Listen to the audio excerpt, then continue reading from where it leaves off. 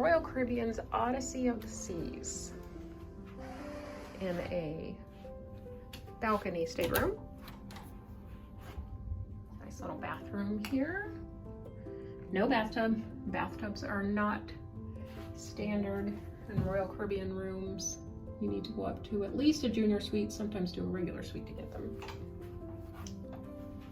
But it's a nice stateroom. It's nicely laid out. There's lots of storage. Mirrors. Got a desk there. More storage. There's a little fridge in here to keep things cold. And this bed will separate into two twins. If you would like them to, you just ask your stateroom host to do that for you. Just super convenient for two single people traveling together.